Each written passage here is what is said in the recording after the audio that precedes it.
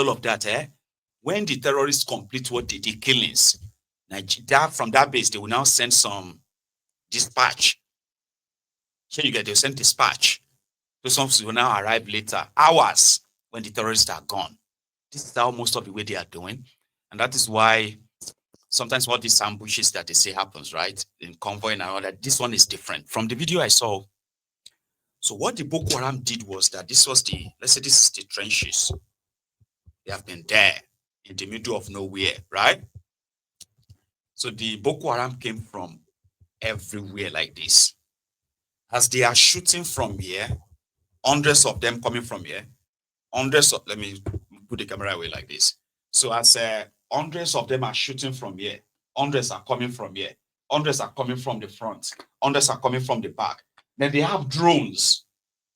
If you have seen that video, they have drones that are flying over and dropping bomb inside those trenches. It was an horrible sight. If you haven't seen it, right? Maybe I've just helped you. You don't have to. So once they did that, right, then they moved in. They now started finishing the job, like executing those ones who got shocked with that explosion and all that, right? So they just finished them. In that video, it's online. Yeah, you can go and see it if you had somebody who is okay seeing those gory pictures, right? That happened. So Tifnumbu Abiri Badu, sorry, hang on.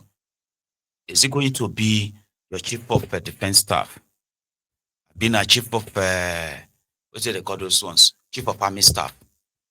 I be chief of naval staff. I've been your chief of the air staff. I've been a Ribadon himself. Would walk straight. I've been a Badaru. I've been a Patawale. All these guys in charge of security, right? Are they those ones who are going to walk into Tifnumbu's office and still tell Tifnumbu that the idea of securing Nigeria that they are using right now is the best? And Tifnumbu will look at them and be like, thank you very much, I believe you. And you think you have any hope there? I don't think so. So what happened to this Brigadier-General? They caught him. After executing those ones they could kill. Nigerian army then denied it. Immediately they put a statement out and said, oh, all of them are back. Everybody's back. Including Brigadier-General Musa Uba is back here. Meanwhile, they were still messaging. He was still messaging them on WhatsApp. I don't know. Maybe he's using walkie-talkie to, right? They said he lost. How did he manage to get separated from the platoon? I what you they call them, the battalion. How did he manage to be separated? He's their leader. You don't understand. He's the one giving the command. How did he separate from them and then got lost in the forest for a whole day? That he was messaging, texting, telling them, I'm here. I'm in this whole place. And all, you get what I mean? Brigadier-General. No vex. Sometimes when you're gone, some of you may even be laughing like, Maiyegun, calm down, Jerry. It not be like that. Come exaggerating. Is Brigadier-General in Nigeria different from Brigadier-General in all over other places? For somebody to become a Brigadier-General. I know about GOC. But Brigadier-General, she na kwekwe. Because it can't be like saying one soldier that just got separated from the rest of other soldiers. How did that happen? But he wasn't killed. He was communicating with his platoon or whatever you call them. And then the conversation, which, well, we believe is genuine, right?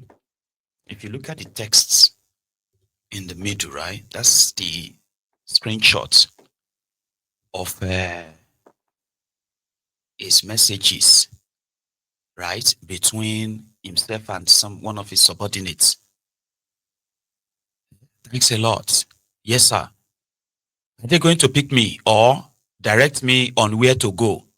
Sir, they will remain overhead and coordinate with the TPS, TW, I don't know all those words, TWDS with use, user.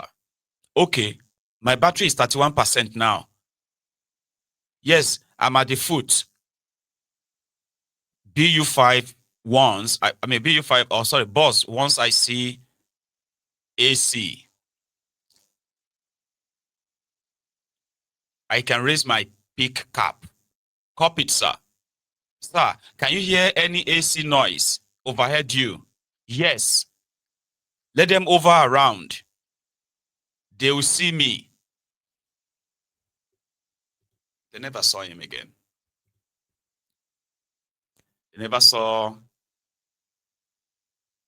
the Brigadier-General again until the the ISWAP decided to publish his video, his execution video. I can't share you the picture, I can share you the video. Well, I probably would give you a keyword to search for. All right. Right now, you can go on Google and search for Brigadier-General Musa Uba.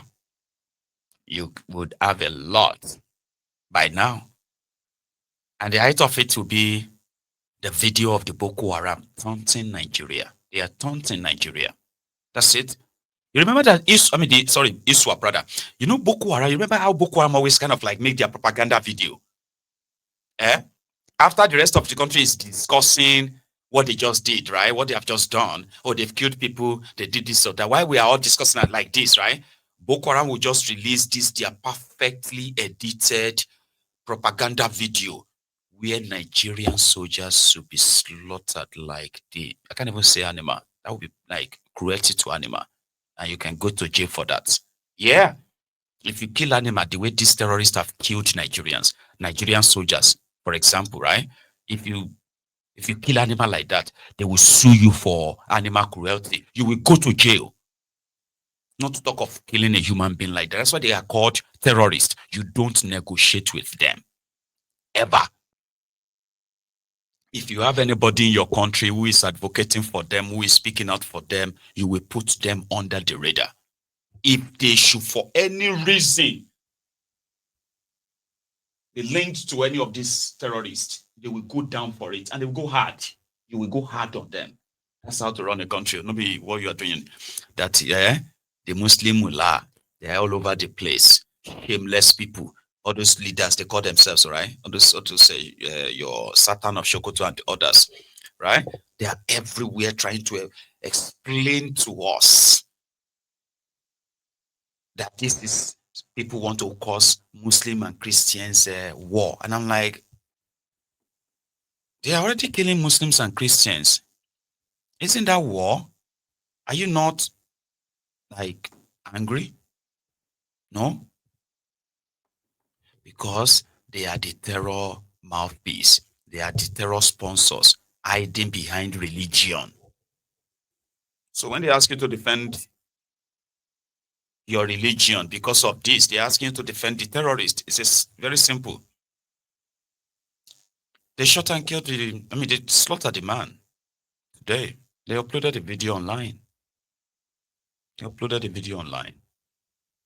People's sons, people's husbands, people's brothers, people's fiancés were slaughtered by this murderous terrorist. And you as a soldier, you are the one providing security for the criminal politicians and their associates when they go on to go and do peace meeting with this murderous terrorist. You are the ones who provide security for them in their cars, in their convoy, when they go and do graduation for repentant terrorists. And you are not, for any reason, just remember any of your colleagues, they were slaughtered by these animals. Because your loyalty is not to Nigeria, of course. That's a waste of time. Your loyalty is not to Nigeria. Your loyalty is to these rogues. And that's why you are always probably going to keep being their victims. Like, that should make you, like if you are trained, you are given weapons to actually do this particular job, but politicians continue to make it harder for you to do this job, and you are watching your own colleagues being slaughtered by these animals. By 2030, eh, there's a chance that half of Nigeria would probably have succeeded then. Like, you see, those of you who always love to be politically correct, eh? You will support a gun, what do you call it? Maybe now it's going to be like a gun freedom. Because to get to a stage when they start taking them village by village, village after village, village after village, and they are next to yours. Yeah. And you won't be able to go back to that, your beautiful country home. Yeah. You won't go back there anymore because now it's probably going to get burned down. Your entire community got chased out. All these things, most of the people who are today's victims of Nigeria, right? Of these terrorists, this time, 5, 6, 7 years ago, they probably believed that it will never get to them. Then it got to their neighbors. Then it got to them. And this is year 2025. Year 2015, there are those of you old enough that ordinarily believe that that was the worst time Nigeria has ever been because security was so bad, they kidnapped school children. Remember? Chibok, bring back our girls. But between that time and now, your eyes have seen, your ears have heard, your heart have ached, have seen, taken things in that you never believed in your lifetime could happen. They've happened. And I'm saying it to you right now. The criminals who were sure of that, they are still just in charge. The same technique of protecting terrorists is what they are still, they are still using. So in 5 years' time, I'll leave you to your imagination. In 5 years' time, so when they tell you that 2 million people will become active fighters, active terrorists, do you understand what is 2 million? That is bigger than Nigerian army. That population, if they give 2 million guns to these children who are seeing, most of them whose, parents have been killed, guardians have been killed, they're going to end up in the hands of these recruiters as the only thing. And eventually 2 million of them by 2030, 2 million guns, 2 million terrorists. That's bigger than the entire Nigerian army. The entire Nigerian military, rather. Entire. So maybe around that time is when you are going to probably get conscripted into the military. Is that what they call it? Yeah, you get recruited into the military. They carry all of us. You enter Nigeria at that time, from airport, able-bodied men, you go get captured, give you a gun and send you to go and fight these 2 million terrorists. And you can laugh right now because that's what you do most. That's what most of Nigerians will always do. Or if they try that one. I see what they tell you, say if they try that one in this area, or more, and yet he's watching the news. Kwara is gone. Enugu is under siege.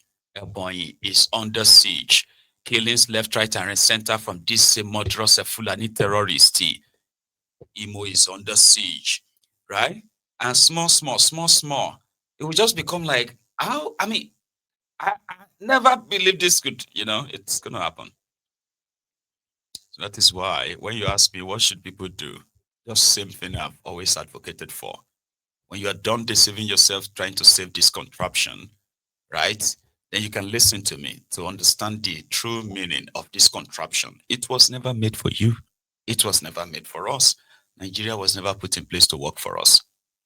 No. And people are saying that, no, people need to fight and stand up and fight and all of that stuff. Are you kidding me? Because right now, it is not even just your criminal leaders that are the problem. Have you checked the mindset of those that you ordinarily would think they are exposed, they are educated, and then they begin to share their own opinion about nationhood. And then you realize that Nigeria in a future like this, so break it up. People will be truthful to themselves. You supported the peaceful breakup of Nigeria. Let the Arewas, the Fulani terrorists and the others, right? Let them battle or fight for Arewanistan. Here you get me now. The Kwarara fans in the Middle Belt can have their own space. But somebody did say that logic is flawed. I heard it, and I'm going to say it. Even though I do not wholly agree with that. But you know me, I'm very much open-minded again. So somebody said that logic wouldn't really work. It's actually like foolhardy because it is better right now for everybody to actually stand up. Even if there's nothing that could unite you, this one should unite you, your safety, your further existence, right? And hold Tinubu and APC Egbekegbe responsible, like to their own responsibility, like pull them up, fight tooth and nail, do everything you can. That if APC Egbekegbe can't end these terrorists, then APC Egbekegbe must end and must be punished. Because if Nigeria breaks up tomorrow and let's say the terrorists who still domicile the largest part of the northern Nigerian forest, so they got cut off with the Arewanistans. So the Arewanistans who are going to have their own, the Afghanistans, right? The terrorists will overrun them eventually. Whether they are Muslim or it no matter, they will overrun them. Force their ideology like the ISIS on them, right? Then those of you who share border with them, you will now begin to fight the war with them. No, so they will begin to fight the war with you because they will want to take over your country too by war. You understand? Because within every part of Nigeria today, there are baby terrorists, closet terrorists, those that the only thing they haven't done is to actually carry AK-47, remove a knife and cut somebody's head off, right? They agree mostly with these terrorists. And those are the ones that will come and explain to you. When the terrorist strikes like this, they will disappear. You won't see them. But when you begin to react, they will come out. Don't talk like that. I don't even know why you are Islamophobic. I say, are you mad? Do you understand what is phobic? Like phobia. It's fear of something. So if you say somebody is Islamophobic, Papa, get any. Somebody, they see people, they shout Allahu Akbar, and they shoot AK-47 to blow up somebody's head, cutting people head off. Shout Allahu Akbar, Allahu Akbar. Only come fear Islam. It's like when somebody say, I have a fear of water. I have a fear of this. Baba, Islamophobic. When you look at these terrorists, you no go fear any. So if you join us to condemn them genuinely, not that you go quiet. When people started talking, that's when you want to come out and explain to them and say, listen, you are just Islamophobic. You don't understand what you are saying. These people are on their own. And they say, oh, you are offended. Because I don't understand what you want to defend exactly. Because I expect you to agree with us, since you know that these are terrorists, they are not Islamic believers. But no, you see some of them explain them away. Some of them will even tell you that it's in the Quran. Anybody who denies that is not a true Muslim. These conversations exist. And in all, right, they have managed to polarize it that rather than for us to just agree that these ones are terrorists that kills everybody, we must actually agree to eliminating them. So if you have your own country and you have people who have this ideology that what they are doing is not that bad, so you can get conquered from inside. Yoruba land, for example, we have all these baby terrorists in Yoruba land. All of them are batting journey, one by one. Chegbo. If Yoruba nation, like Yoruba becomes a country of its own, there's going to be another war in Yoruba land that some of you are probably not preparing for. And that is, there are extremists in Yoruba land right now.